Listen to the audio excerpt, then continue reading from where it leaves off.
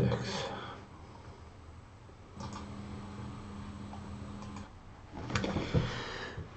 Ассаламу алейкум, приветствую, витаю вас, друзья.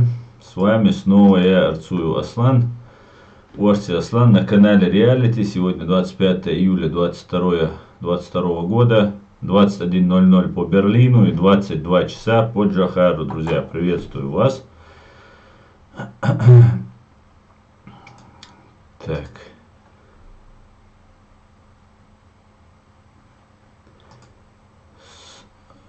Всех приветствую. Евгений, Леди, Секрет, Дмитро, всех приветствую. Алейкум ассалам.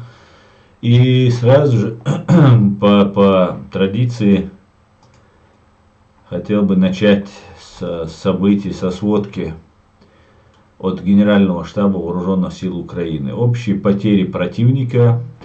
Враг, как мы уже неоднократно говорили, враг деморализован, не понимает, за что он воюет, за что они гибнут в огромном количестве. За прошедшие сутки с 24 февраля по 25 июля ориентировочно погибших лиц оккупантов на территории Украины составило за прошедшие сутки 180 человек.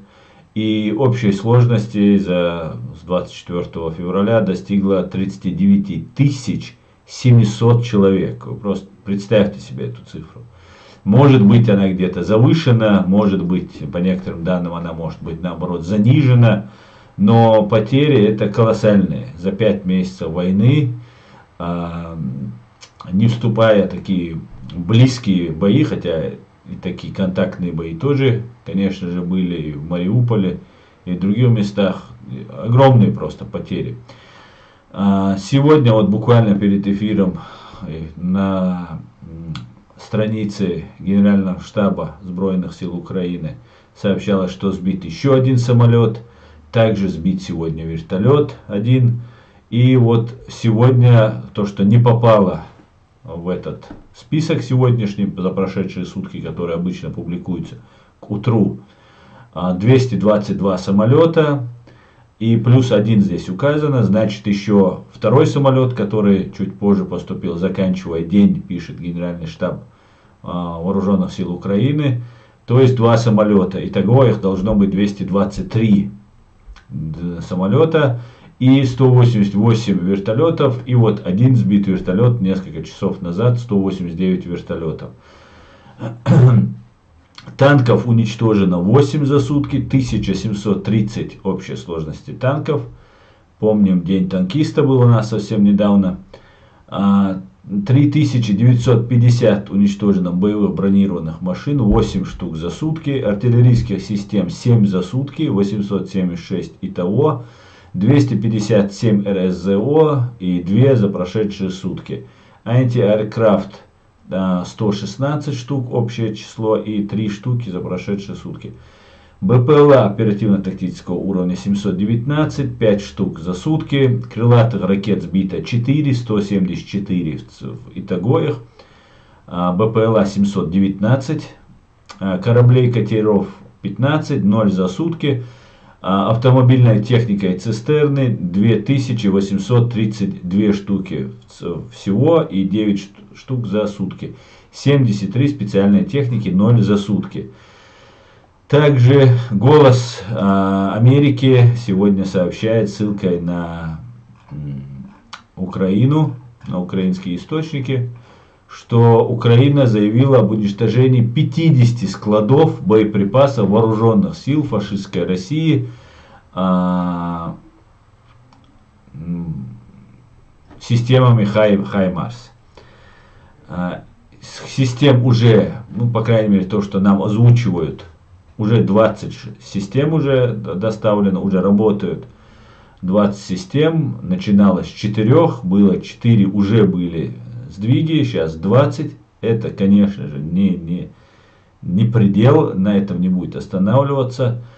Поставки вооружения, снарядов и так далее, и так далее. Это ленд-лиз, господа, мы все знаем по Второй мировой войне, что значит это словосочетание.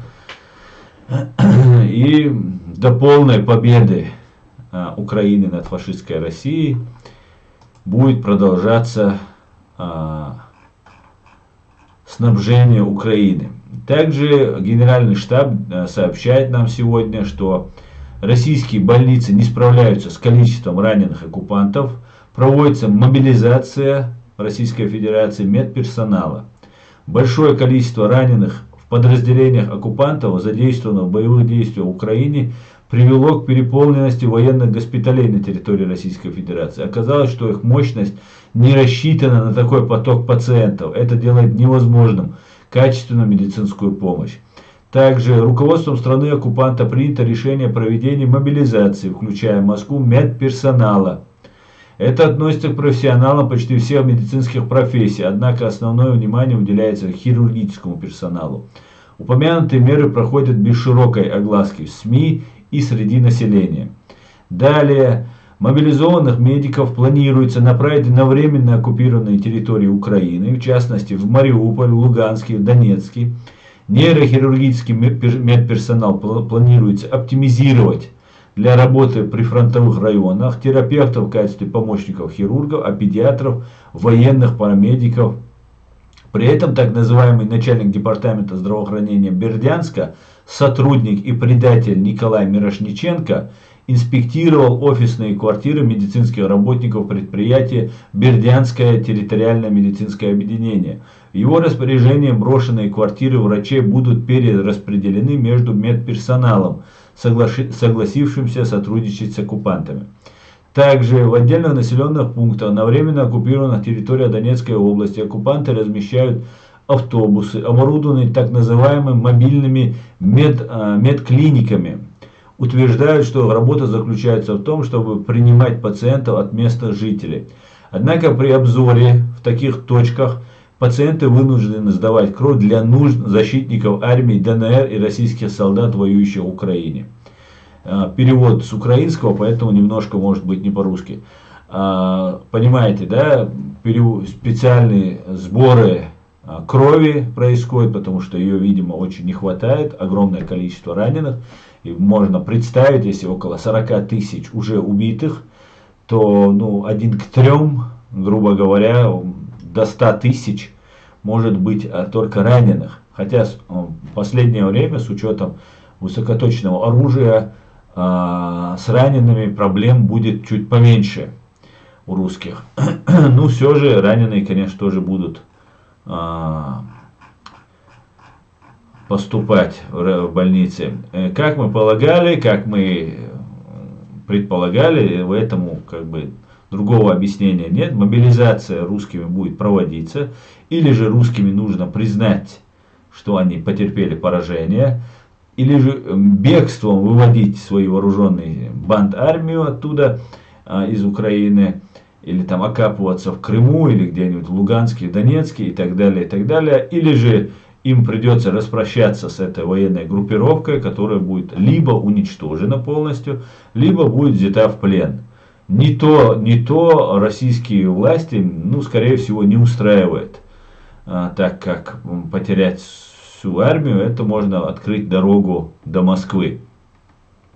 Сдадутся они в плен или будут уничтожены. Уничтожение даже это будет лучше для власти России, чем они сдадутся в плен. Потому что в таком случае вторая армия в мире, просто, это хуже, чем смерть для Путина, для вот этой банды. Поэтому вот такая вот ситуация в Украине. И еще, сейчас вернусь к вашим вопросам, поприветствую вас. И еще небольшое объявление хотел бы сделать. Так, ассаламу алейкум, сюрдик, хуйль масейра, хуйль сюрдик, леди. Так, Ури, алейкум, всем врагам Кацапстана, привет из Украины. Витаю, Станис, витаю. Так, Аслам, Украина, Ичкерия будет Вильна, Вальдемар. Да, Вальдемар, дай Бог. Так, Чаборз, алейкум аслам, Чаборз. Почему, воюя против Мюжги уже даже 4 века, наши некоторые, как это сказать, не любят Америку и Израиль, зная, кто наш враг? Но это, мне кажется, знаешь, Ури, это очень удобно прикрываться религией, там, объявляя всех врагом. Знаете, когда Бабицкий задал вопрос Шамилю Басаеву и сказал, что вот вы работаете на ГРУ, да, вот говорят, вот вы работаете на ГРУ, там, после вот одной из его больших таких последних интервью Бабицкому, который без сомнения был заслан нам своими мягкими речами, там, поддержкой нашего сопротивления, без сомнения Бабицкий потом мы узнали его истинное лицо, кто это и что это. И вот ему говорит Бабицкий, вот вы работаете на российскую разведку, там на ГРУ и так далее, и так далее. И ну там Басаев отвечает, если я работаю на ГРУ, то я обращаюсь к россиянам, говорю, что вы животные, потому что вы позволяете своей власти, то есть мне делать то, что я делаю над вами. Фактически это он и сказал. Вот также, когда на Басаева говорили ГРУ, нормальный человек никогда бы не придавал бы этому значения. Но были люди, которые для того, чтобы не поддерживать, например, то, что делает Басаев, борется за свою свободу, за свободу своего народа, говорили, и эти русские оккупанты, ну, понятное дело, их не очистишь никак, для этого это и делается, и к Басаеву, да, все одним миром мазаны. Это очень удобная позиция для трусов, для тех, которые не хотят разбираться и просто сказать, что все виноваты, один он только самый честный и такой сякой, короче. Вот приблизительно из той же оперы получается то, что вместо того, чтобы говорить на Россию, говорят на Америку и Израиль. И в таком случае очень удобно получается, как бы все плохие, как бы, а ты как бы пешка, которую используют. Поэтому не нужно быть там пешкой, не нужно, мол, участвовать в этом, и тогда все будет хорошо. И к чему это приводит, если полностью Россия побеждает, она насаждает когда свою власть, к чему приводит это, мы все видим. От снимания штанов, да, не касаясь убийств, да, вот у нас у чеченцев есть такое понятие, Ури, как ты знаешь, честь, да, посягательство на честь такое есть выражение, сити койдан.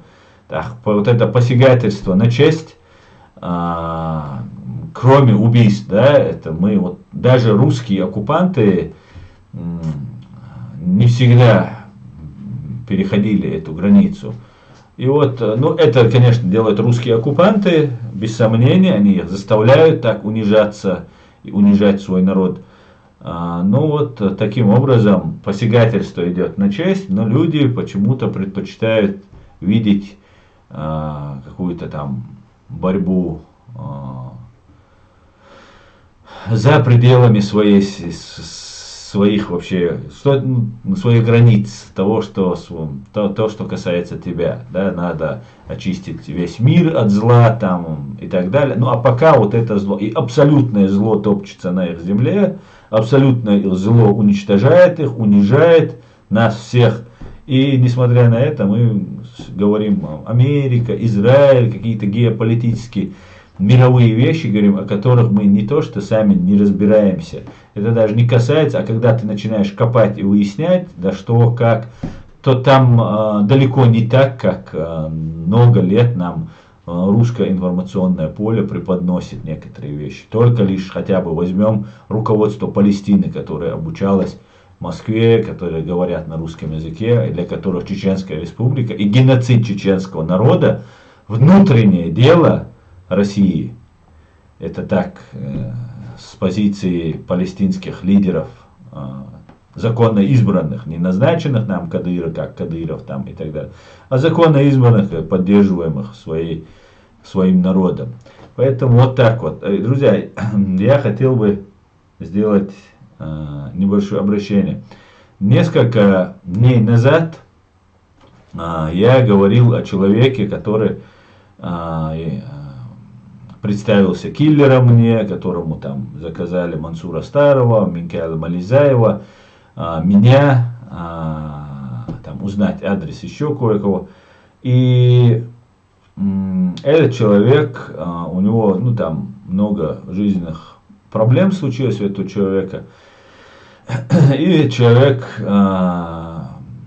очень нелестно, грубо говорил мой адрес публично, когда я вел стрим, представляясь, кто он, потом делал видео обращение, уничижая меня, пытаясь где-то как-то меня оскорбить и задеть и так далее. И я тоже самое выразился, ответил, как говорится, по-чеченски. И я подумал над всем этим. Этот человек на самом деле не сделал мне ничего плохого. И в какой-то степени, если бы он до конца прошел бы весь путь, который тогда мы с ним затеяли, было бы, конечно, вообще идеально. Но, по крайней мере, человек фактически, можно сказать, спас мне жизнь. Хотя мог он и исполнить приговор там, или заказ, или как-то еще что-то сделать, не сделать сам, так дать это сделать кому-то другому, заработать на этом, ну еще масса можно просто делать вещей и так далее. Поэтому и этого человека, я как полагаю, здесь происходят разные события. Я тоже резко сказал, что без основания здесь детей не забирают, что тоже правда на самом деле. Но с другой стороны, некоторых людей здесь подставляют российские спецслужбы очень, очень грамотно, очень вероломно, очень подло подводят под разные вещи и могут подставить людей. И так уже происходило неоднократно. Например, Мансур Старый, убитый, если вы помните, в Бельгии, во Франции, житель Бельгии, на которого в дом ворвались там разные ингуши, которых он как бы чем-то спровоцировал, он там начал что-то говорить на всю нацию ингушей, потом спровоцировав его на это, как я уже это вижу, как я это понимаю, его спровоцировали на это, и потом люди, которые никогда бы не заскочили бы никому в дом, если бы за ними не стояли бы определенные силы и их не пододвигали под это. Только лишь, например, если я что-то сейчас сказал бы про ингушей, ко мне бы в дом ингуши сейчас не врывались бы, если бы и за ними не стояли бы определенные российские силы. Я в этом не сомневаюсь нисколько. Я участвовал в этом улаживании этого конфликта, и в определенной степени Мансур Старый был не удовлетворен тем результатом, потому что к нему в дом вошли, там сит и кич, были моменты, и он оказался в очень таком морально подавленном состоянии. И после этого Мансур начал искать помощи. И вот как сейчас с этим Мансуром, этого человека тоже зовут Мансур, та же ситуация происходит. Я просто подумал над этим. Фактически Мансур Старый обратился за помощью к кадыровцам, позвал этих кадыровцев к себе в дом, запустил их. Тоже сделал как бы баят, присягу, что его сын будет служить Кадырову. Это видео мы все видели, кто смотрел, те видели. То же самое произошло приблизительно с Мансуром, вот с этим, с человеком с Бельгии, тоже с Бельгии, кстати говоря, который нелестно обо мне отозвался. Он тоже был поставлен, вот если забрать детей, у него много детей, если начать, ты еще не знаешь эту судебную систему, у тебя нет финансов, чтобы нанять хороших адвокатов, и разные другие обстоятельства, они, конечно же, накладывают на человека отпечаток. И фактически Мансур Старый сам позвал киллера к себе в дом. И мне кажется, это была такая большая спецоперация. И сейчас вот этот второй Мансур, который нелестно обо мне отзывался, вот этот Мансур может быть поставлен в такую же ситуацию, если он меня смотрит. То если он не смотрит, то передайте ему. что может получиться так, что вот под видом этих кадыровцев, как человек, как свидетель, как человек, который общался с этими киллерами или заказчиками, он представляет определенную угрозу для кадыровцев, и с ним может случиться все, что угодно. Поэтому я подумал над этим тоже, поэтому я хочу загладить этот конфликт и призвать его, если он меня видит, быть очень осторожным и быть очень бдительным по поводу ситуации, которая может вокруг него разворачиваться. Он сам, этот человек, не доверял никому, мне он не доверял в самом начале, и я еще удивлялся ему, и я думаю, сейчас самое время ему больше продолжать в том же духе и не доверять. Сайгарак интирвал, а сайгхаэльчун сухун интирваллахун, ас сайг ицабохшавал, ама со сайс альчуна хаяту баласун интирвал. Вот на этом я эту часть тогда заканчиваю, потому что это тоже очень важно, чтобы мы понимали.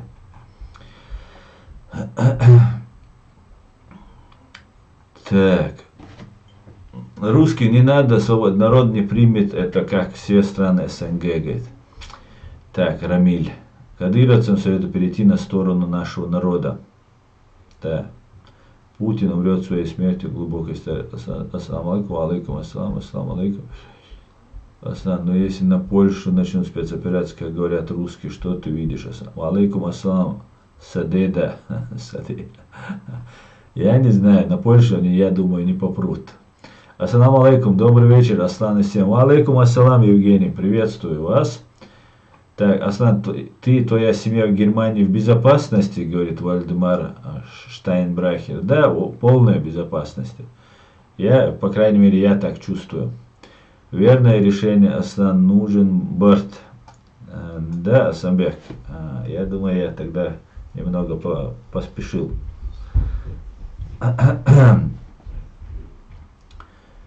Так,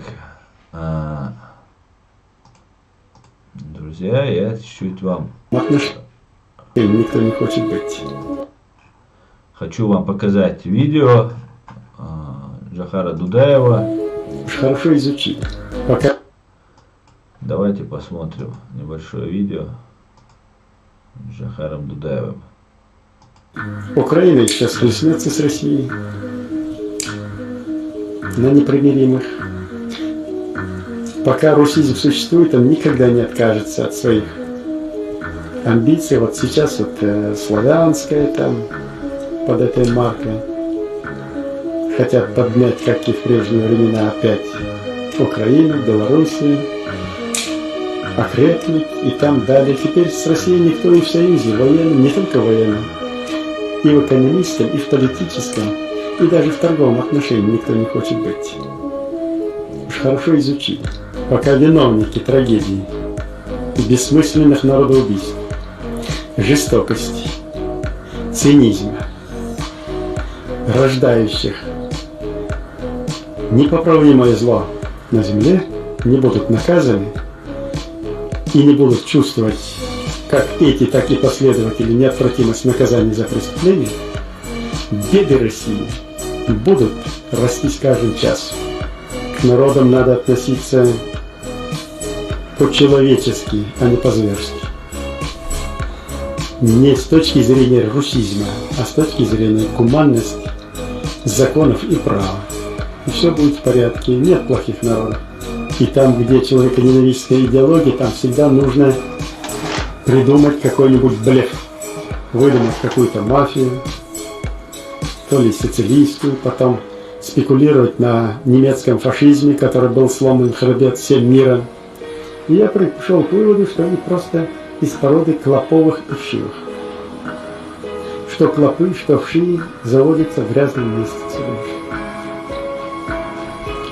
Что и те, и другие пьют кровь. Что и те, и другие прячутся и находятся в темноте. И когда их обнаруживаешь, они вызывают отвращение, и первое желание просто взять их раздавить. Сейчас пытаются политики, идеологи избрать путь – это славянизация, объединение на славянской основе.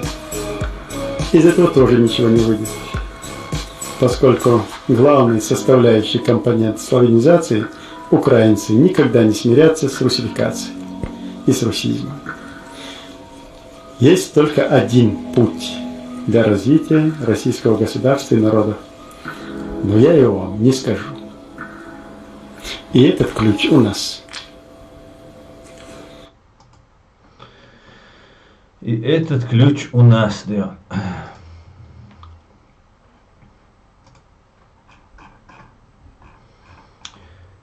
Так, сбит вертолет, десантники 25-я Кремоповетро-десантная Сечеславской бригады лучным выстрелом ПЗРК «Игла» приземлили вражеский боевой вертолет К-52. Так, заканчивая день хорошими новостями, очередной вражеский Су-25 «Геймер» сбит благодаря филигранной работе подразделений ПВО. Десантники обещают продолжать давить оккупантов. СДВГ всегда первый. Слава Украине, героям слава. Вот как-то так, друзья.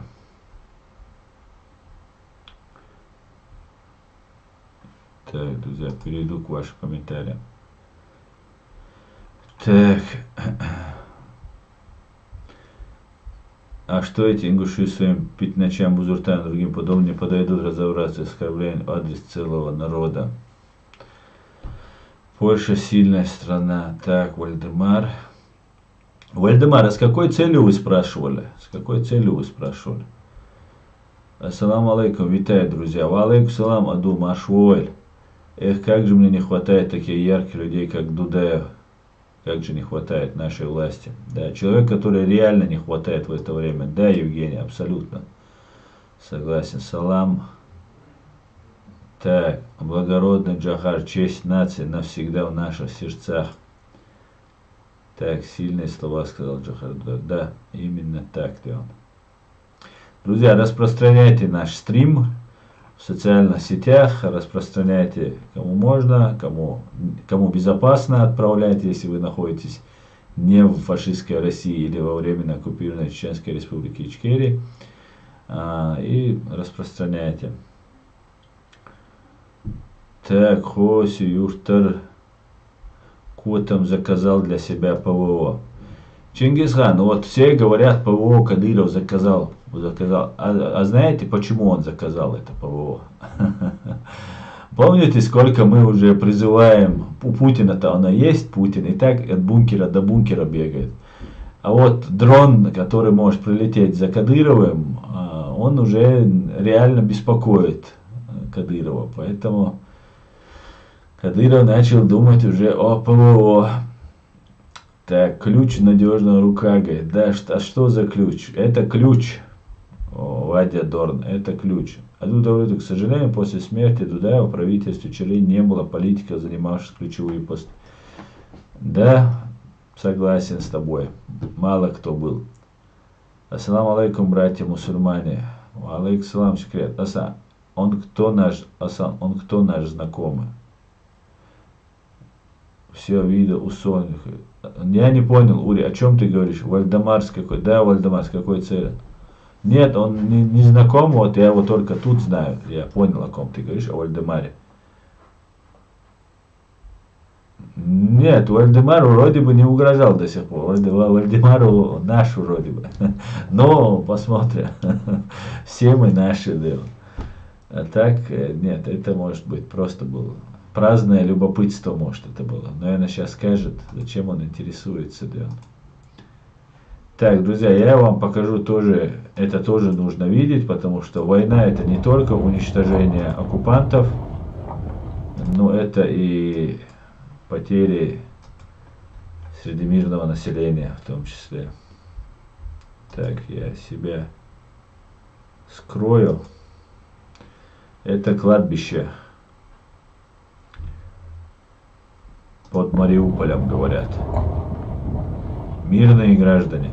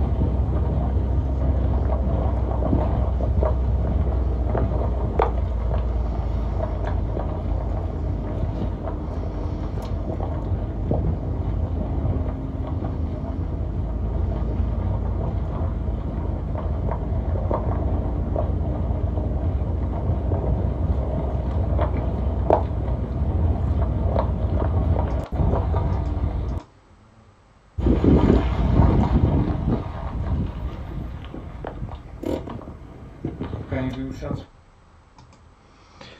Я не знаю, где это находится. Тут я вижу надпись, что это под Мариуполем. Указывается Мариуполь, жертву российских фашистов. Русские, что вам сделали эти мирные жители Украины, говорит. Потому что очень много погибших, на самом деле, среди мирных людей. Война — это ужасно. Это самое ужасное, что есть на этой земле. Это война. Так. Как думаешь, Путин долго будет еще у власти? Что думаешь о будущем Казахстана, говорит Марат Ахметов. Марат, я не знаю, как долго он будет. Сейчас я вижу, что они хотят заменить на Патрушева или кого-то другого. Вот Гудков делает предложение, как КГБшник Западу, фактически главе ЦРУ. Он предлагает договориться с Патрушевым, что Путин уйдет, там фактически как бы Патрушев сделает там дворцовый переворот и так далее, но это будет такая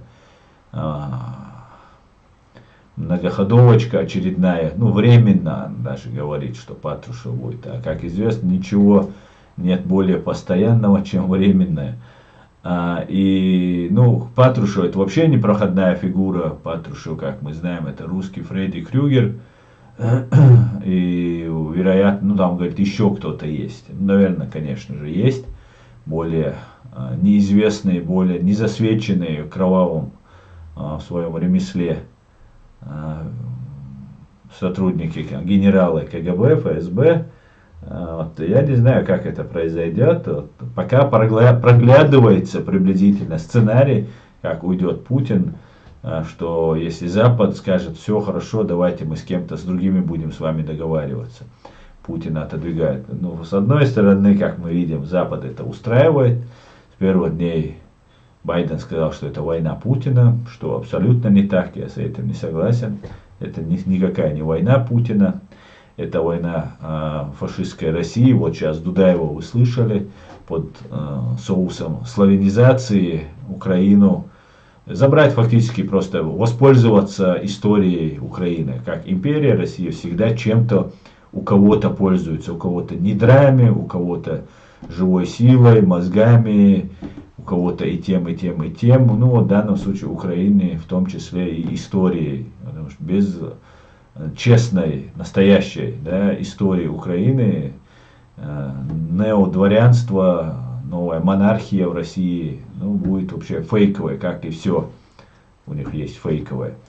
Поэтому, что думаю о Казахстане? Я думаю, Казахстан только что перенес колоссальные жертвы, и все замолчали. Президент, который пришел после Назарбаева, что это было, я так и не понял.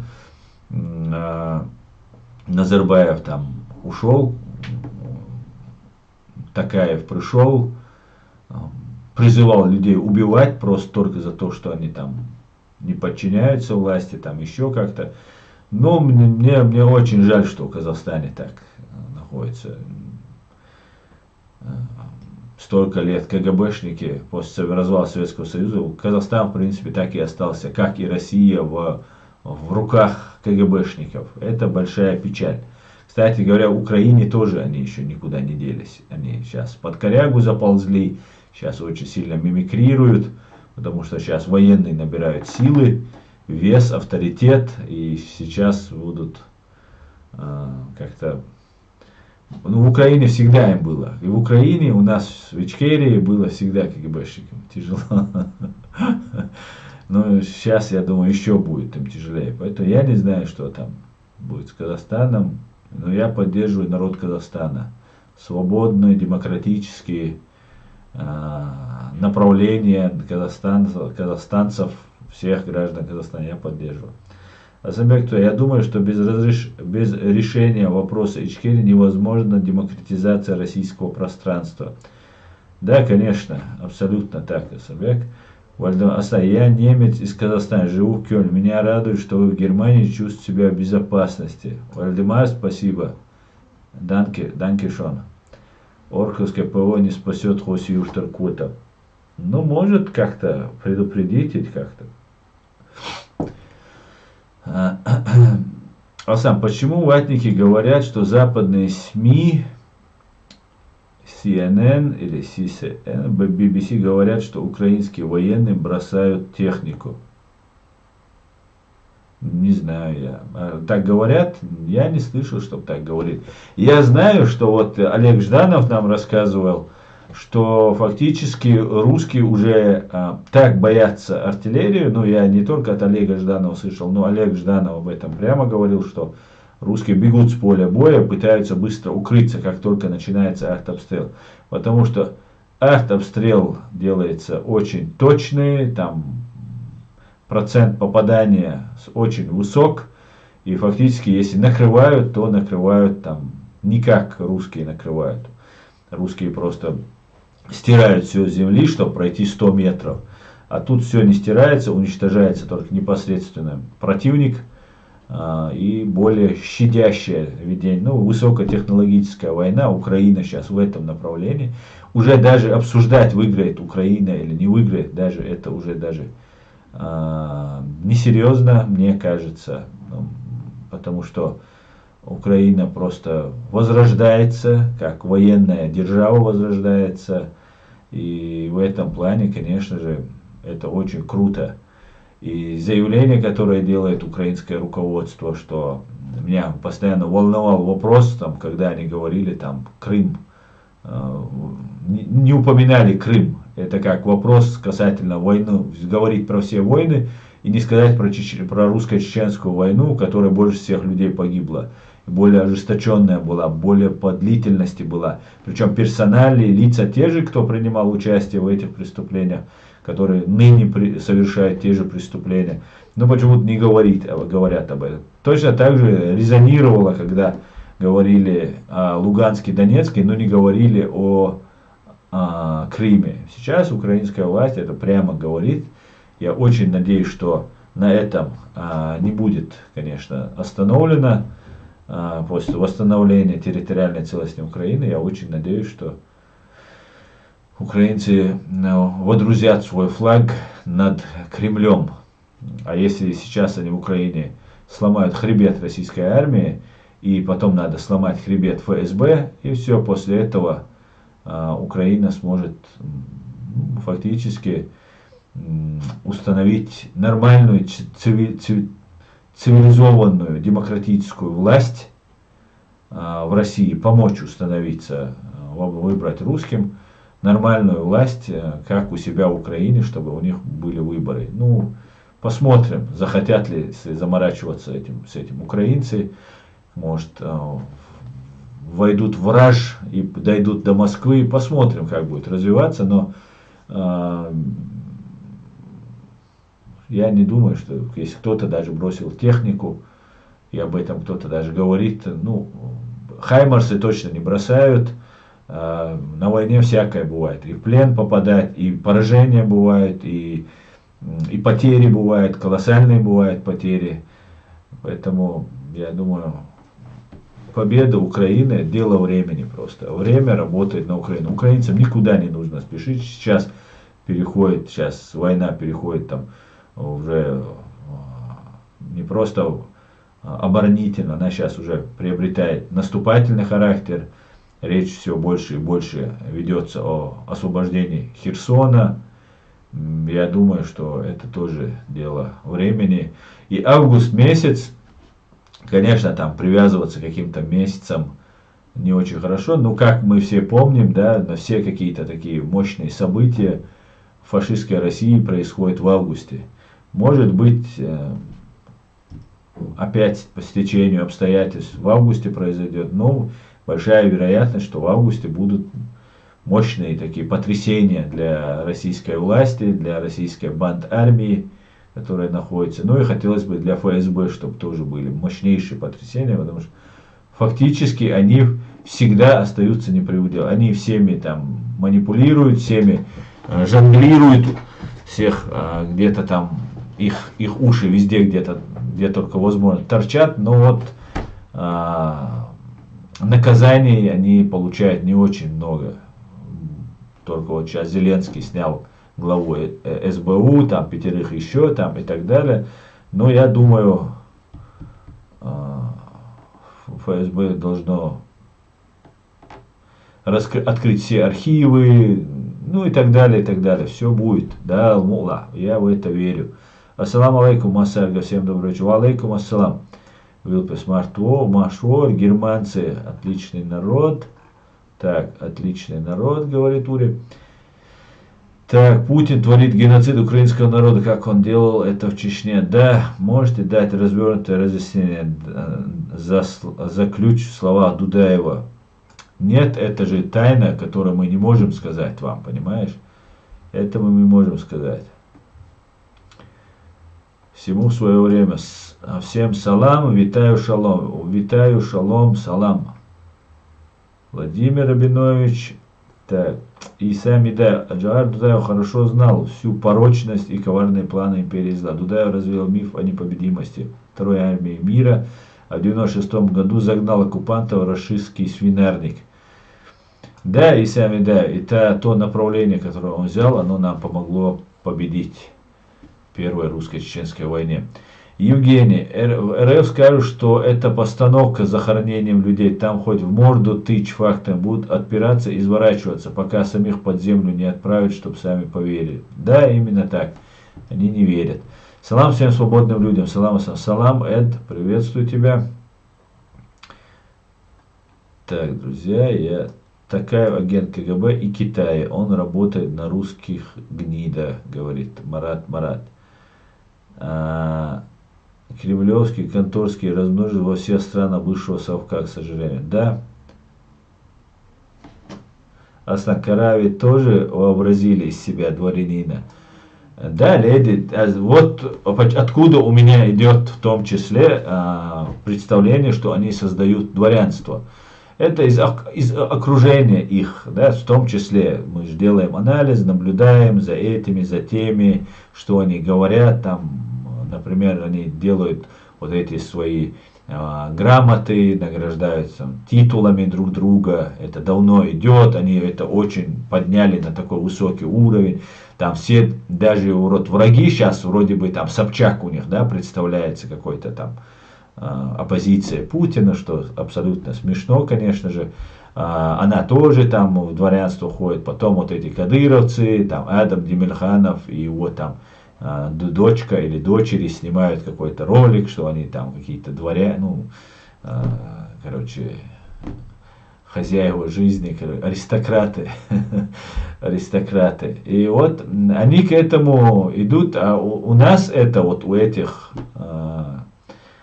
кадыровцев, так называемых, это остро выражено, они как бы никогда же мы не были дворянами, и они не умеют ими быть, и поэтому, точнее, с холопами мы не были дворянами. Дворянами, аристократами духа чеченцы были всегда, но вот имели своих, да, когда мы говорим, у нас не было дворянства, это же не значит, что у нас не было дворян в таком понимании.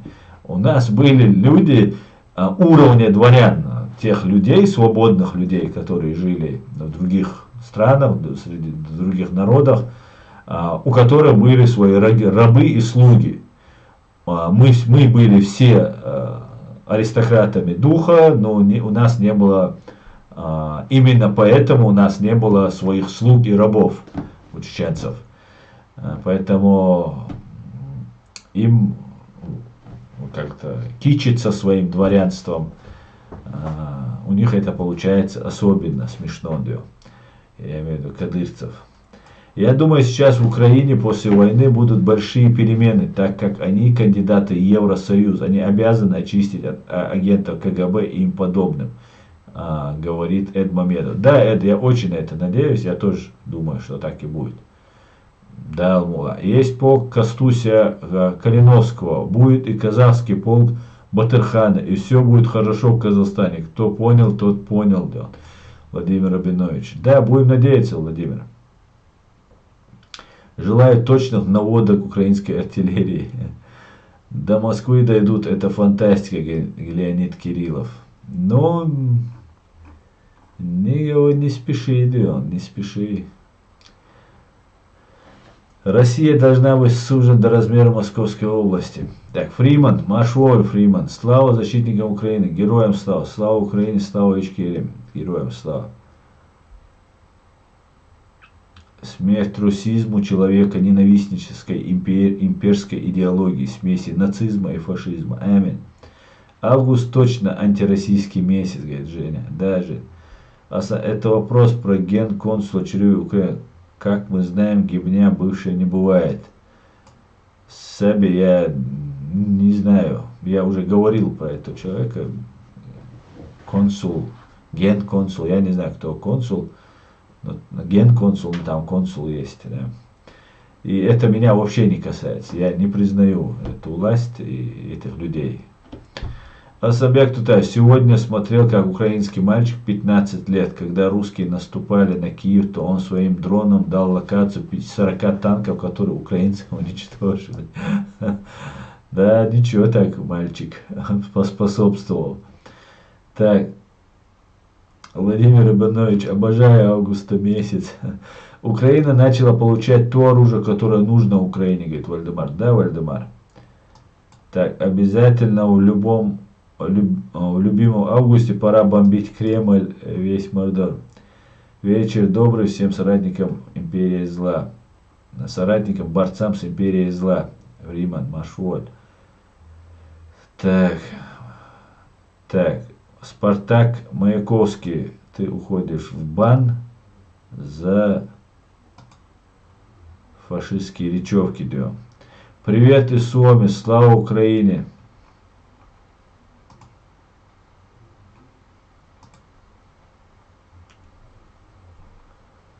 Так, слава Украине, Ичкерия Гуйсоводи. Привет, Иван, героям слава. Российская пропаганда вопит о нацистах Украины, точно как вор кричит «держите вора».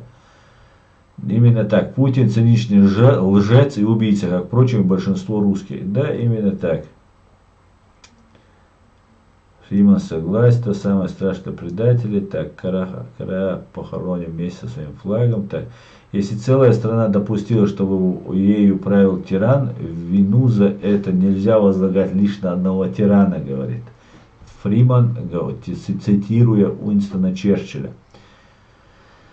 Так, а сам будет ли расплата над русским будущим? Ну, будем стараться. Ассаламу алейкум. Связи вал. Эхтухила хаит ди цумдар пайда.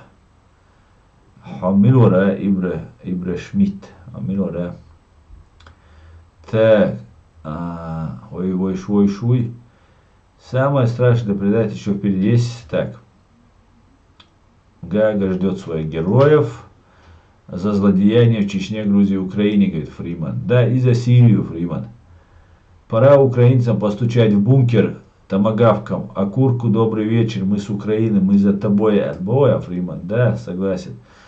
Аслан Дудаев, аристократ духа, говорил, все мы генералы, эти подхолопные вообразили из себя, не знаю, как их назвать, дворянами точно не назовешь.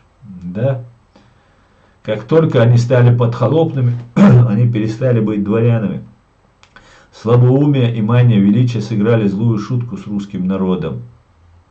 Да, когда Аллах, Бог решит наказать, он лишает разума, цитировал как-то Коран Путин, да? Во, про себя они говорили. Ничего нового в России, все по Оруэллу. Мир это война, свобода это рабство, да? А сам будет ли расплата над русским? Так, сам связи Вайл, так, это было.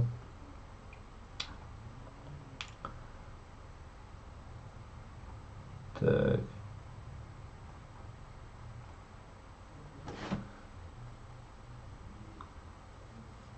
Среди русских тоже есть хорошие персонажи, особенно 300-й, а 200-й вообще красавчики, говорит Иса Амидаев.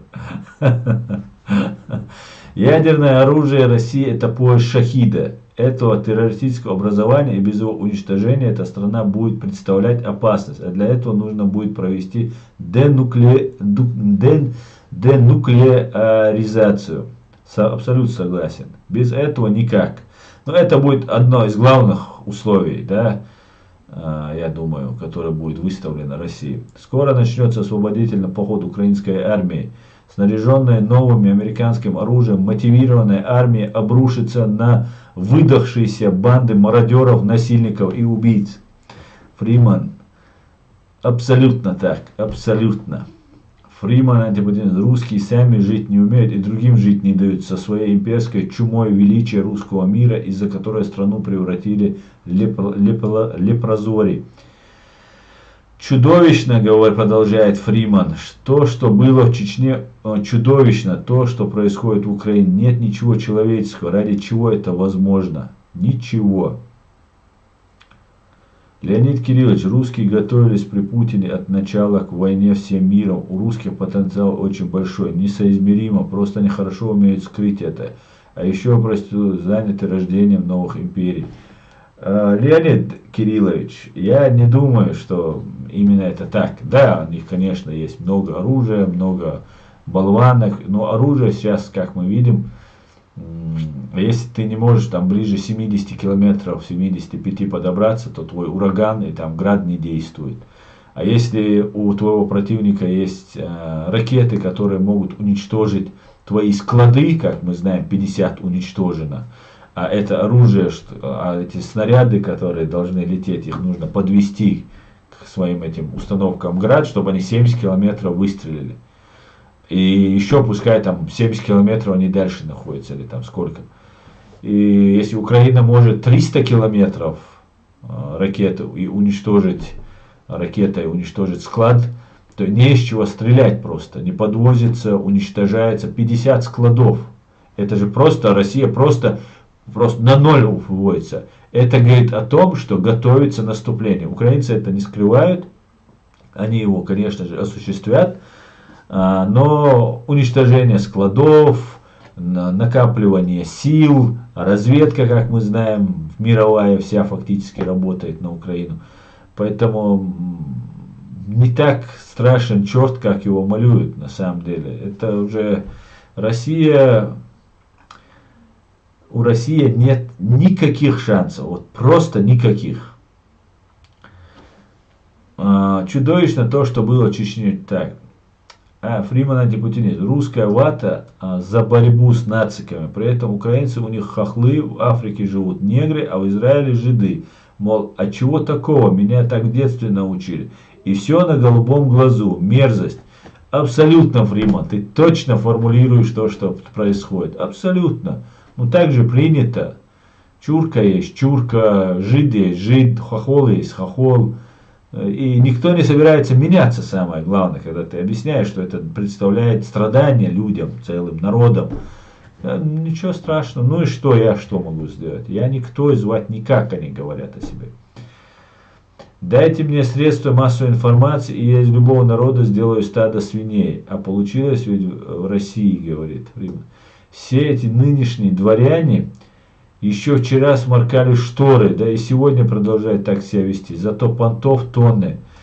Евгений, если бы только в шторы, они всю вину просто на Обаму переложили за состояние своих подъездов. Если бы только сморкали в шторы. Впереди у ВСУ новое наступление и масса сдохших русских оккупантов и освобождение территории.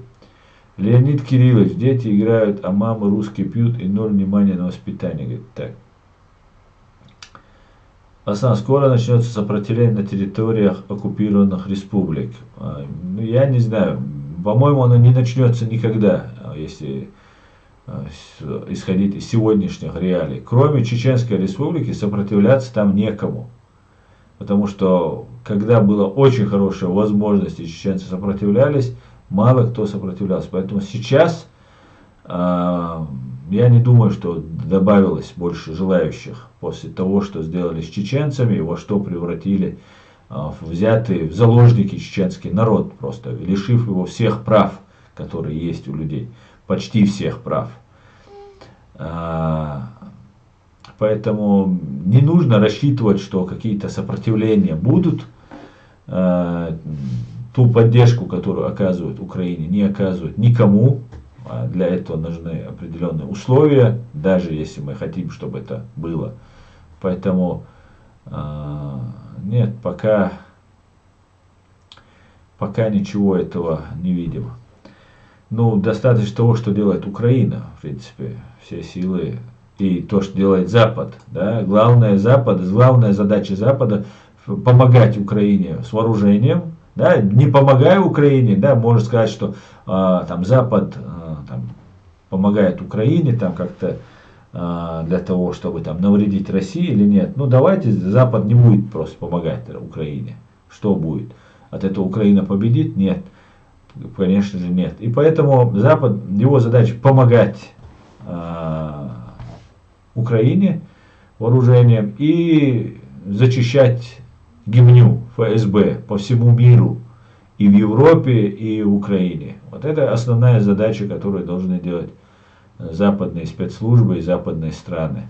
Это самим для западных стран это будет очень хорошо. Так, друзья, вот тут комментариями, вот тут это самое, поднажали, да, он с комментариями, да. Это бесполезно, им не объяснишь. Они думают, что если война дойдет до Москвы, они смогут в Европу смыться. А ведь такого не будет. Так.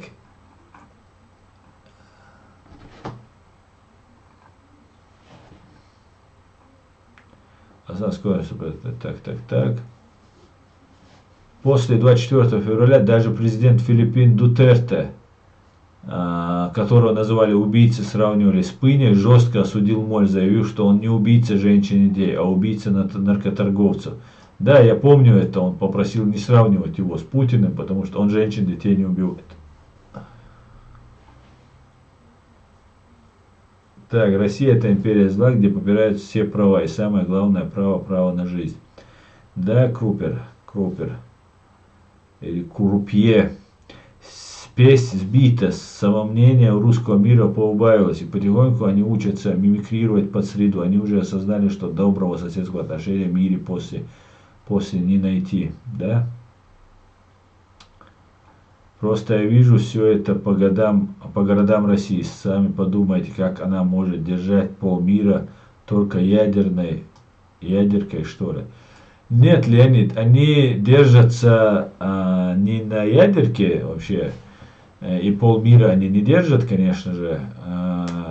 Они выживают благодаря тому, что они мимикрировали и представились безопасными. Они продают свои нефть, газ, свои природные богатства, тем самым подкупая. И у них, я неоднократно это говорил, я признаю, у них одни из самых, ну нельзя сказать, что они там супер мощные, но они одни из самых эффективных в человеческой среде спецслужб. Они не ограничены ничем, они не регулируются, ну как бы формально регулируются, но на самом деле ничем не ограничены. И там Патрушев, Путин имеют такие полномочия, которые, например, какой-нибудь Бернс, глава ЦРУ, не имеет на самом деле. Он там и сенаторам, и там и всем подряд, и президенту, и всем подотчетен. А в этом плане фактически как будто ЦРУ захватило Америку, и американский народ только там поддакивает, сидит. Вот та же ситуация в России. Поэтому, да, они сильны в России. Потому что в России они, хотя они боятся, это самая сильная их сторона, они контролируют свой народ всячески, благодаря вот этой спецслужбе и агентуре, которая действует внутри государства. Ну, а также другие страны, которые имеются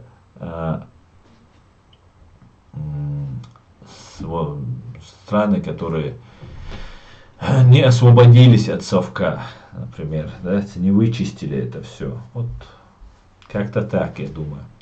Не сильны они сильны не вооружением, а вот своими спецслужбами и деньгами, которые их Запад просто завалил этими деньгами, покупая у них нефть, газ. Теперь намного дороже Западу вот эти годы, то, что они потакали России, это все уходит боком всем. Сейчас несутся колоссальные потери. Все-таки же пришлось этот шаг применять. несутся колоссальные потери, но и вроде сейчас настраиваются, и еще неизвестно, куда это все выльется. Тот какой-нибудь сумасшедший какой-нибудь генерал может применить бактериологическое оружие, тот же Патрушев, он же не захочет в тюрьму садиться. Будет до конца пытаться бороться, но я думаю, у них ничего не получится.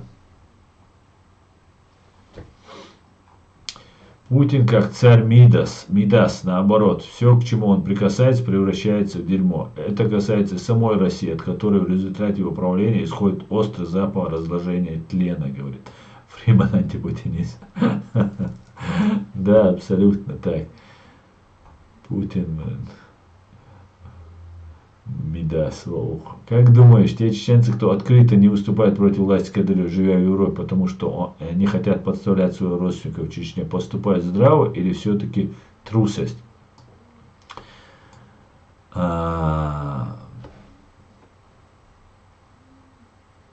Ну, я считаю, что каждый должен для себя сам решать в этом положении, да.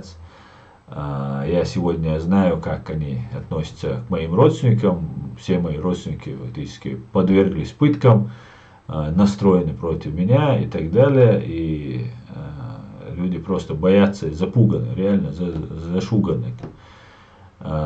И в этом плане или надо выходить и открыто все ставить на карту и действовать, или прибегать к каким-то аккуратным методам.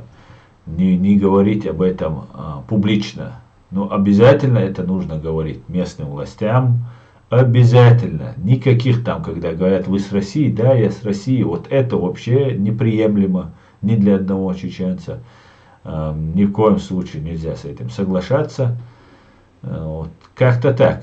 Конечно же, мы все должны понимать, у кого-то может находиться отец дома, мать дома, брат дома. Это первые люди, на которых они применяют свои вот эти методы. На сестрах применяют, тоже не исключено. Поэтому каждый сам решает. Но это очень удобная, кстати, позиция, когда надо что-то сделать. Вот я бы сейчас так заявил бы. Ну, у меня дома родственники. Это тоже, и для трусов она тоже удобная позиция, если честно. Как та же и борода, та же прикрытие религией, там, не-не-не, я в этом не участвую, типа, это не мое. Я жду Махди, я жду там еще чего-то там, еще кого-то. Там мне там религия запрещает выходить на митинг, там еще что-то. И так далее, и так далее, и так далее. Да. Все очень неоднозначно. Прагя дай жауган форум алятсан хухиец шун.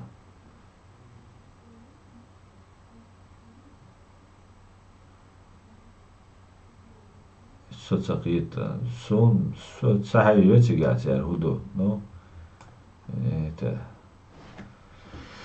Это бесполезно, им не объяснишь. Так, это я уже читал.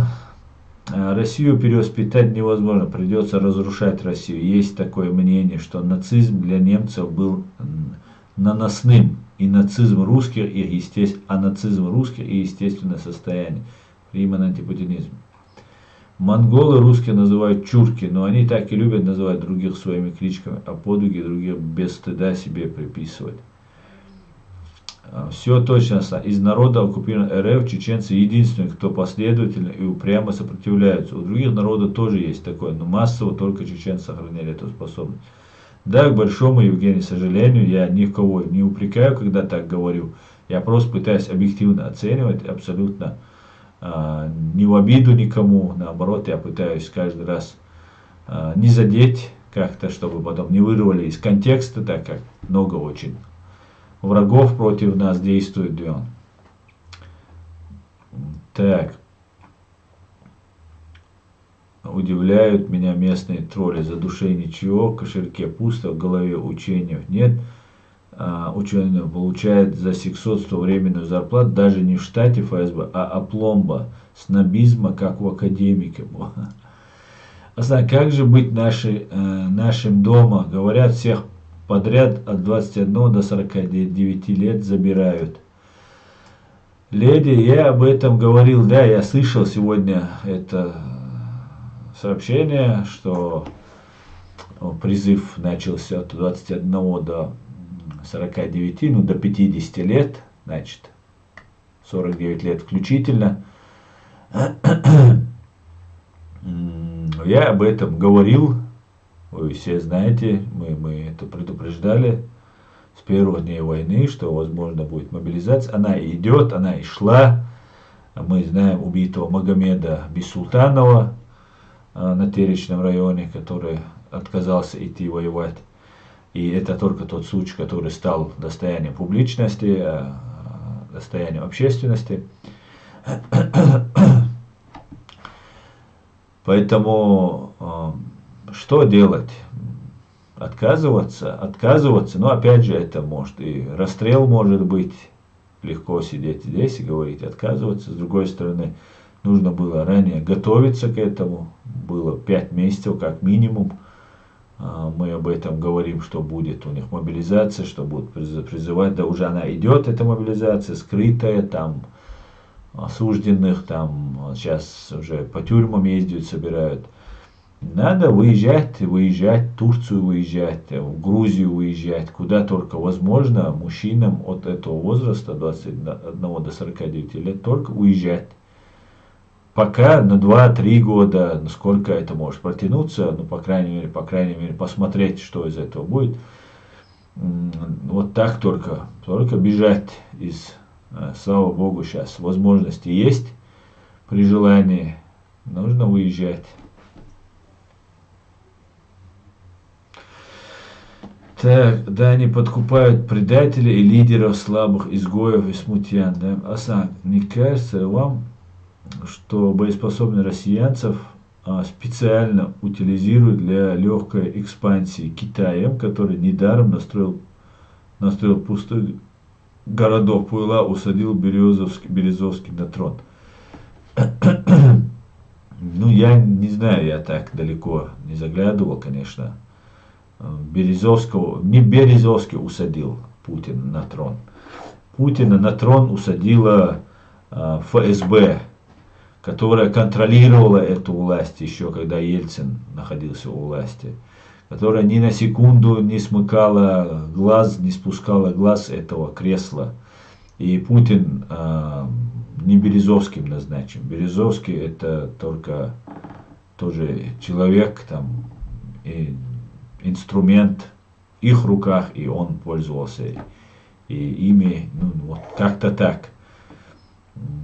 Китай, нет, я не думаю, что Китай утилизирует. Так, Бамут, ва алейкум ассалам, Машволь.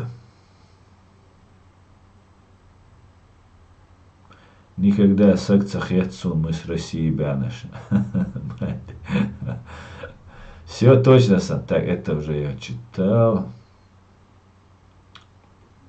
Только русские это россияне, а не русские не могут быть россияне. Нормально. Хэттуэн оман пайдадег. Путин закончит как Гитлер или Муссолини. Посмотрим. Чингисхан, а русские придумали этих россиян, чтобы все народы превратить в русских. Да, именно так, да.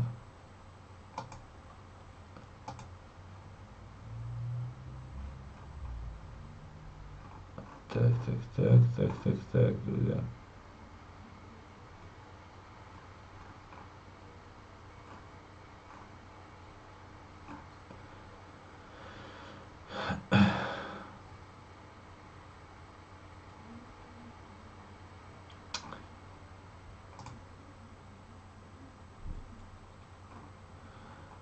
Кстати говоря, было бы хорошо, если бы хоть что-то можно было сделать по пленным из Азовстали.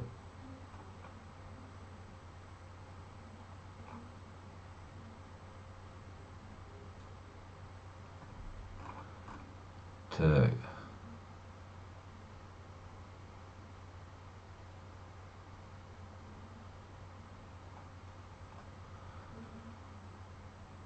Я, если помните, давно говорил еще, наверное, пару лет назад или больше, что евреев тоже будут гасить в России.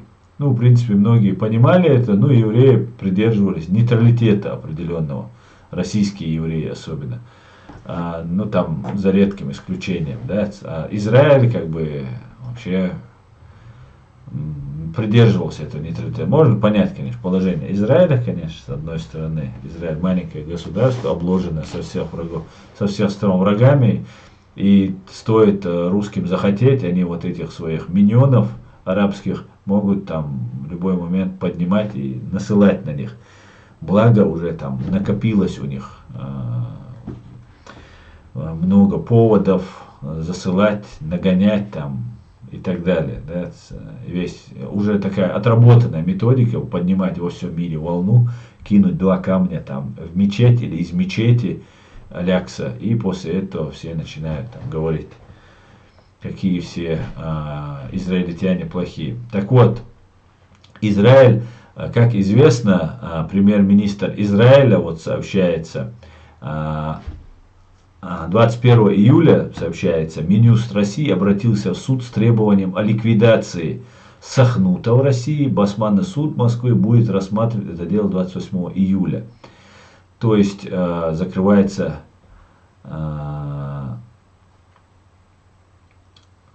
еврейское агентство, содействующее иммиграцию в Израиль. Премьер-министр Израиля Яир Лапид поручил МИДу подготовить ответные шаги, которые будут предприняты в случае ликвидации России офисов еврейского агентства Сахнут, содействующего иммиграции в Израиль, сообщает нам «Голос Америки». Об этом в понедельник сообщило издание «Израиль Хайом», ссылаясь на свои источники в правительстве Израиля. 21 июля Минюст России обратился в суд с требованием о ликвидации Сахнута в России. Басманный суд Москвы будет рассматривать это дело 28 июля. Хотя Россия официально не назвала причины закрытия офисов Сахнута, по данным израильской прессы, этот шаг может быть связан с позицией Израиля в отношении российского вторжения в Украину. Итак, Израиль Хайом пишет, что в прошедшую субботу израильская делегация должна была отправиться в Москву и попытаться переубедить российские власти относительно закрытия Сахнута. Не вылететь так и не смогла, потому что Россия не подтвердила их визы. Но вылететь, видимо. Ожидается, что Яир Лапид, который одновременно является министром иностранных дел Израиля, рассмотрит ряд возможных ответных мер и примет решение в ближайшие дни. Бывший посол Израиля в России и Украине Цви Маген сказал в интервью Израиль Хайом, что у Иерусалима есть несколько вариантов оказания давления на Москву. Израиль может изменить свою де-факто нейтральную позицию в отношении войны в Украине. Конечно, это может иметь неблагоприятные последствия с российской стороны, но тем не менее, это вариант, заявил Цви Маген. Кроме того, Израиль может присоединиться к санкциям Запада в отношении России, частью которых он на данный момент не является. Санкции, введенные в отношении Москвы, являются не результатом решения Совбеза ООН, а самостоятельными инициативами США, ЕС и других стран, и как таковые не являются обязательными для Израиля.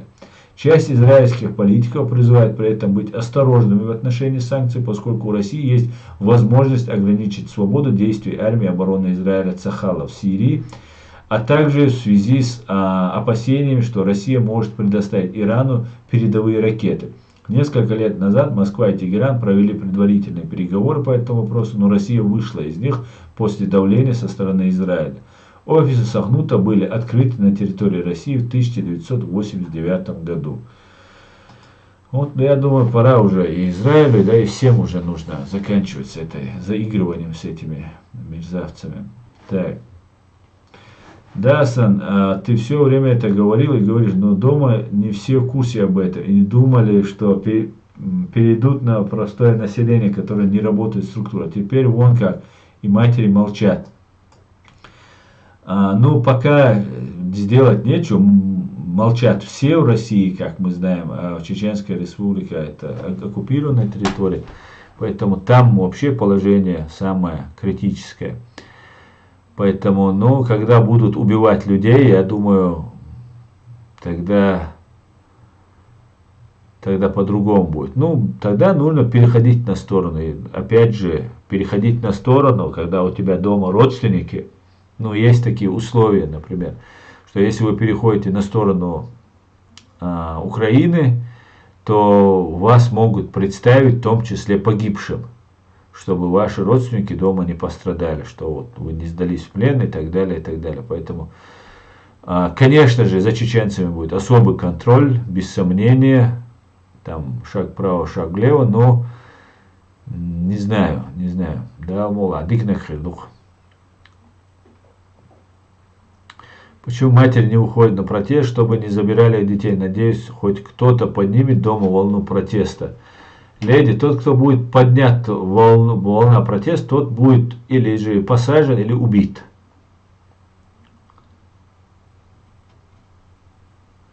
Я слышал такую новость, что беспилотники иранские, которые должны были пригнать пыни, грохнул Израиль. А я слышал, что беспилотники Иран передал России, и там у России сейчас вроде бы нормально с беспилотниками.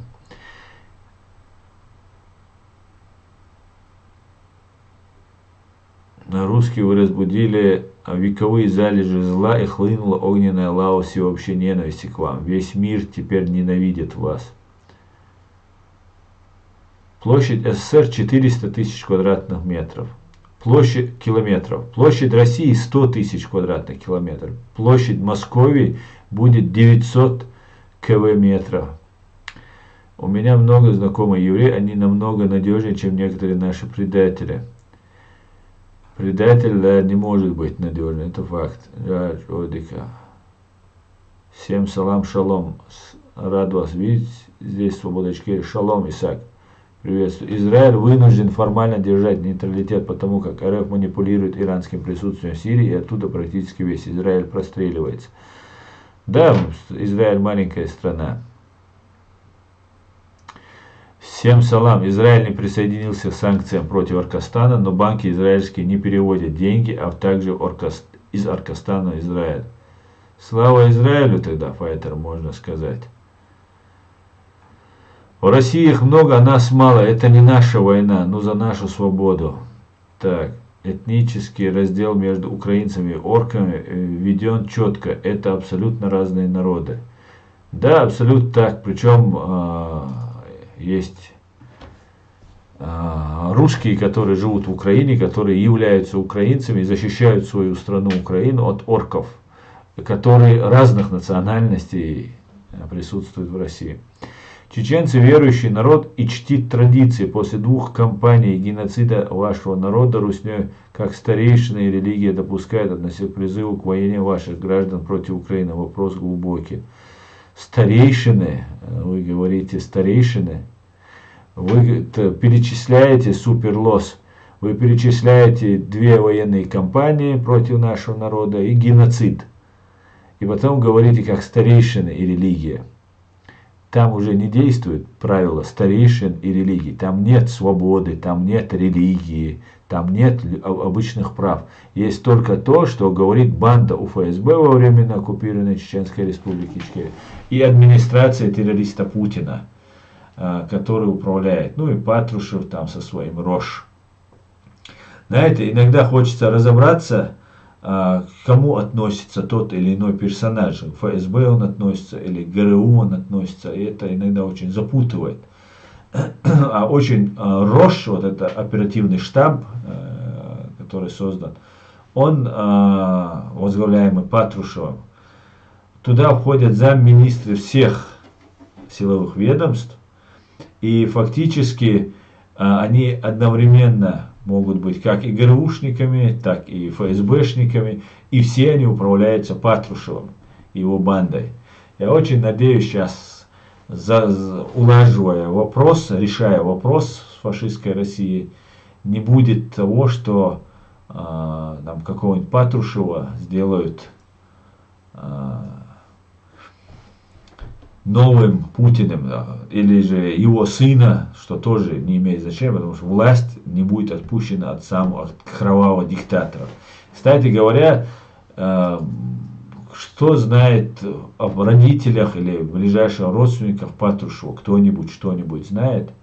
Я, например, ничего не знаю. Единственное, что я могу сказать, что внешне Патрушев похож на Андропова. И, конечно, это конспирология какая-нибудь, но при всем при этом вполне возможно, что Андропов власть так и не отпускал своих рук, и Андроповщина, та же Сталинщина продолжает держать власть. И оттуда это может быть веяние к аристократии, там, к дворянству, там, и так далее, и так далее. Посмотрим. Строптивая территория Украины не хочет становиться очередной московской колонией, не хочет рабского нищего русский мира, а главное плевала на псарей и вождей. Слава Украине, слава Ичкерии, героям слава, Фриман. Так, у русских нет протестных механизмов, так как нет культурных взаимоотношений внутри себя. Они за царя, а себя им не жалко бескультурье, говорит Марат. Алейкум ассалам, детальный анализ.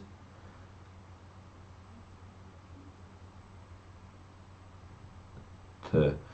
Русскому народу придется отказаться от империи зла, являющейся источником бед, не только для этого, но и для всех порабощенных народов.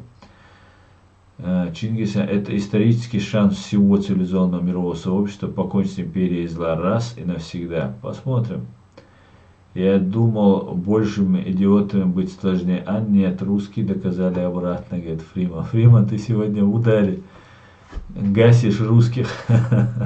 Джагар, им дуцунде байар асам, илля билла тайлу шума дац. Дац, леди, ума тайлу шдац. Ночью чуабол ночью нам дац. Пока что. Но темнее всего бывает перед рассветом.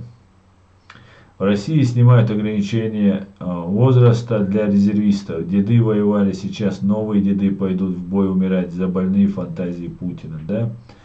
Основной вопрос, если 200 и 300 массово пойдут в Москву и Питер, а не в национальные регионы, вызовет ли это протест или наоборот начнется истерия? На нас напали, сплотимся вокруг вождя.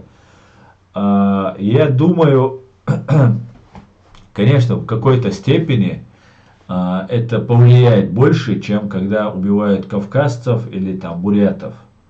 Это однозначно, потому что у русских между собой вот такое негласное правило.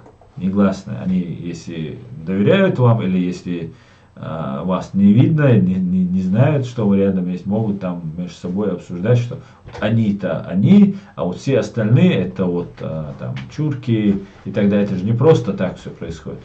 Поэтому в этом смысле, когда гибнут они им жалко. А когда гибнут чурки, они говорят, ну там чурка там, да. Они могут Кадырова поддерживать, могут там писать комментарии, как они за там Кадырова топят и так далее. Но при этом спокойно после этого сидеть и говорить, да, это чурки, чем больше там сдохнут, тем нам лучше. И мы не погибаем, и как бы это имперская политика российская, которая всегда была, есть и будет. И, конечно, когда гибнут они, это очень сильно влияет. Очень сильно влияет. Москва, Питер, Вологда там и так далее. Но сейчас это может не повлиять, как когда-то во время... И опять же, всегда русские будут на лучших ролях. Даже если будут тяжелые кровопролитные бои, всегда русские будут оказываться на лучших ролях, чем эти чурки.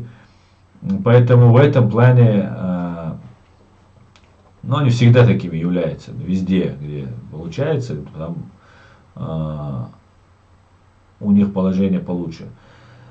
А так, если будут большие потери среди русских, но сейчас уже такой оборот все это приняло, что не будут русские сопротивляться. Они побоятся просто выступить. Вот убили человека на войне, там, им дали там, им сколько, 7 миллионов дают, 3 миллиона, сколько там дают эти денег. Они, или надо их лишиться, или нужно выйти и сражаться. Ну там дети, там престарелые родители, там нужно жилплощадь увеличить, там, и умершего не вернешь, там, и так далее. И они уже научились. Ну и, конечно, самое главное, никакой свободы слова, пронизанность полностью спецслужб, везде просто запугивание. Ну и, конечно же, вот эти репрессии, про которые Я уже много говорил, и они идут. Сейчас окружение будет, ну просто об этом не анонсируют так сильно. Но вот введение военного положения и отмены моратория на смертную казнь, это, конечно, поспособствует еще большему послушанию русского народа, даже несмотря на потери, которые они будут сами нести тоже. Они их сейчас тоже несут при всем при этом. И ведь потери не только же исчисляются человеческими жизнями. Россия потеряла авторитет.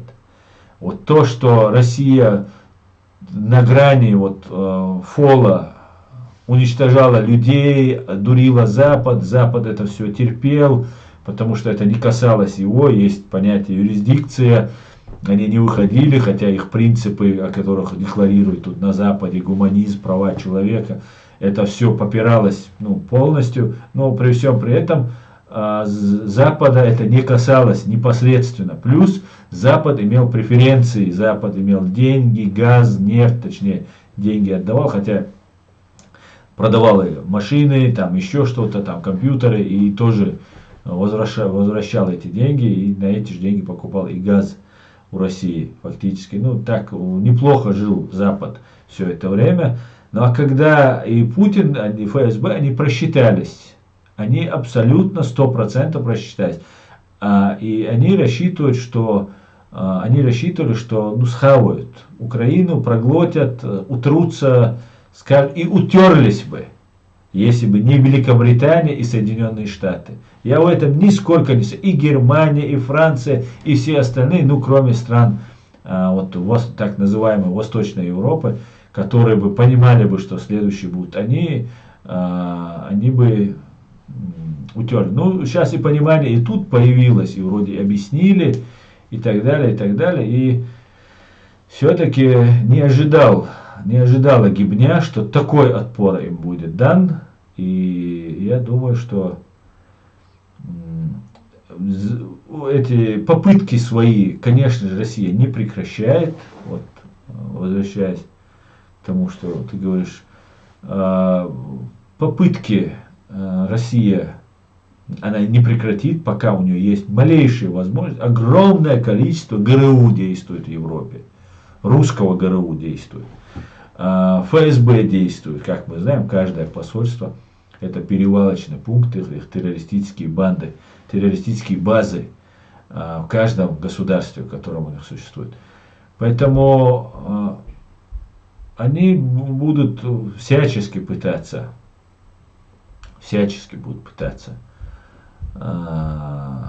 что-то сделать для того, чтобы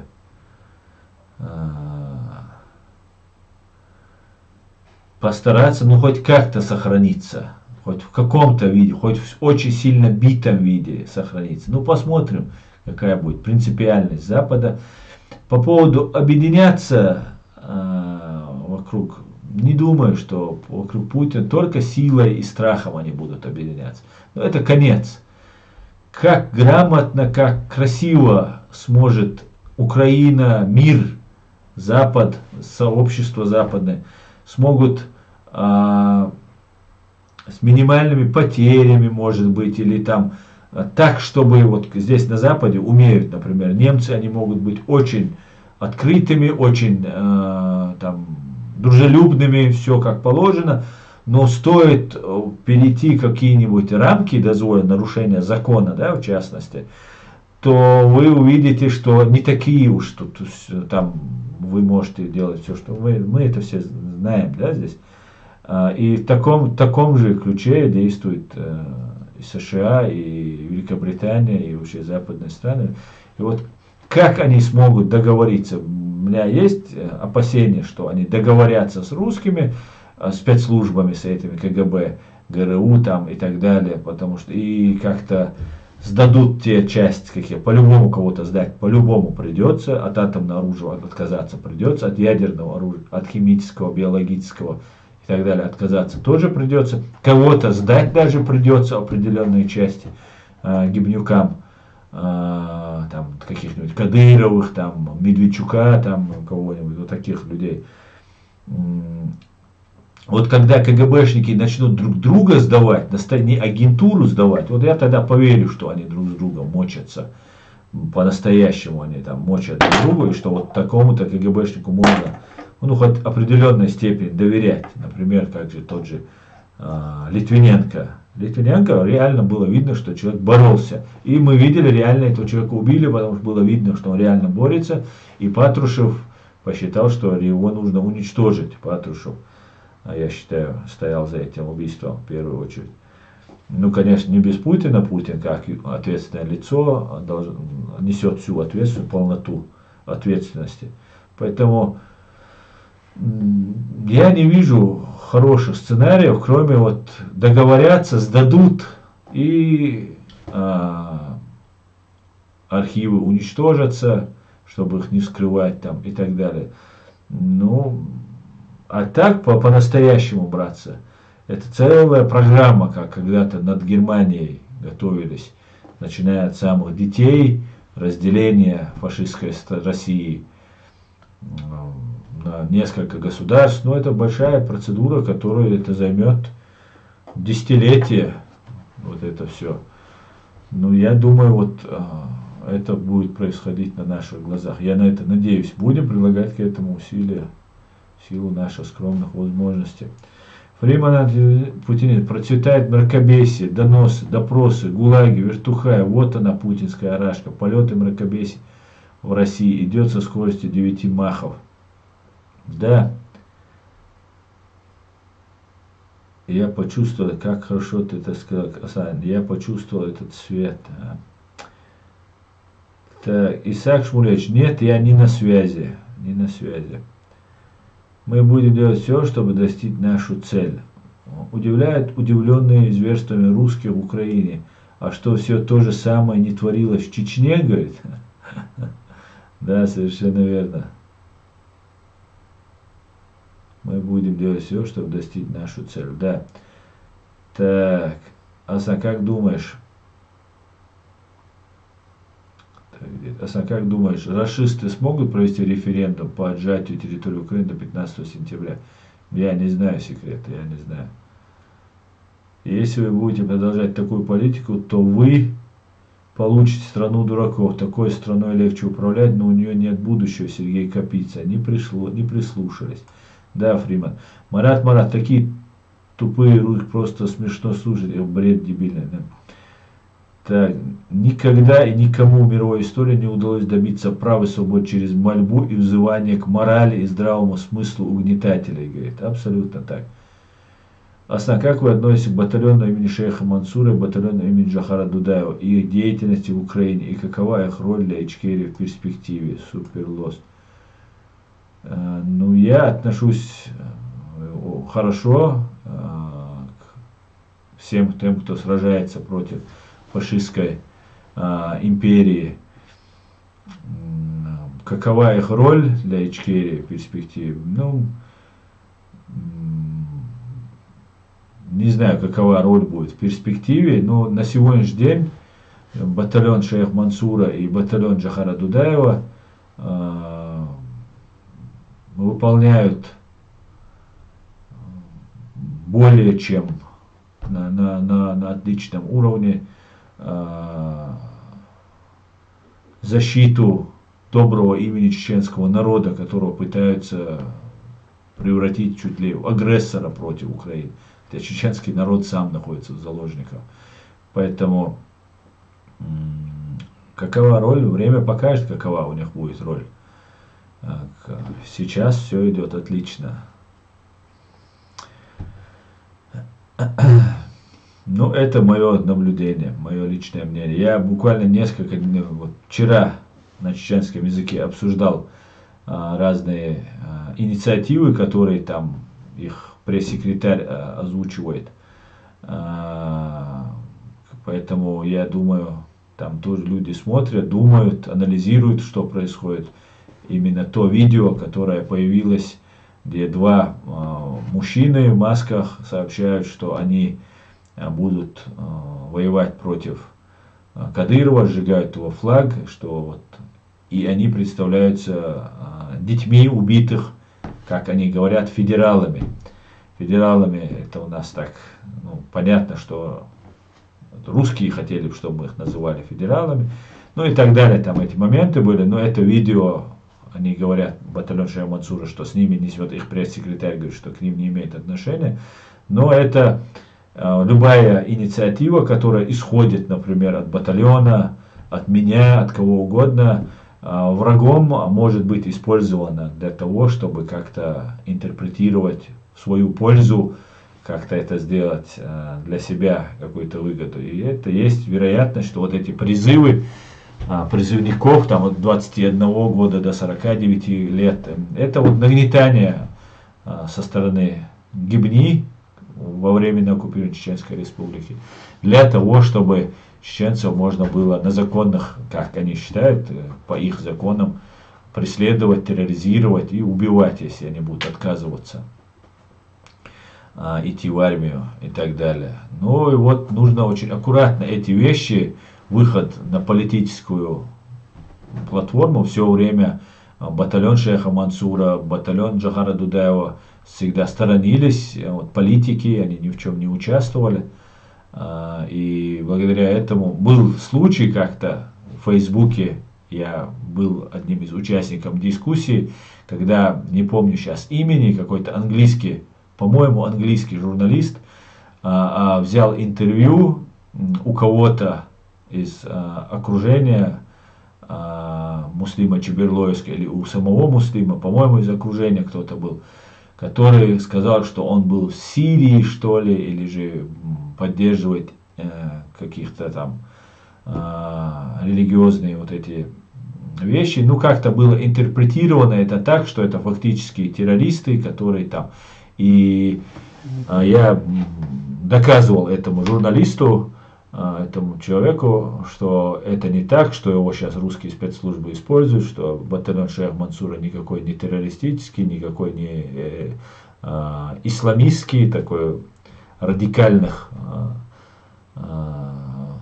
взглядов, а в противном случае он бы просто в Украине не находился бы среди христиан, среди украинцев и так далее, и так далее. Это доказывалось, но я помню, как такая была очень хорошая попытка очернить батальон Шейха Мансура, и нам удалось аккуратненько этот разговор вывести в правильное русло, объяснить и журналисту, и, как мне кажется, мне тогда удалось это сделать. Но за этим нужно очень внимательно следить, я бы сказал бы, что нужно быть очень-очень аккуратным, потому что враг не дремлет и может дискредитировать, ну, мы все знаем его подлость. Так, друзья, стрим наш тогда я уже закончил, мы уже более 1,5 часа. Особенно тут американцы и англичане контролируют ситуацию по ядерному оружию русских, говорят. Это очень хорошая новость, если это так. И Путин и Патруш — это два дьявола, два сапога на одну ногу, говорит Асамбек Тутаев. Друзья, я на этом наш свой стрим сегодня заканчиваю тогда. Спасибо, что смотрите, спасибо, что поддерживаете. Всего самого хорошего. Все будет Ичкерия, Дайлмула. Слава Украине. Всего самого хорошего, друзья. Адикюэль, Маш Оэль.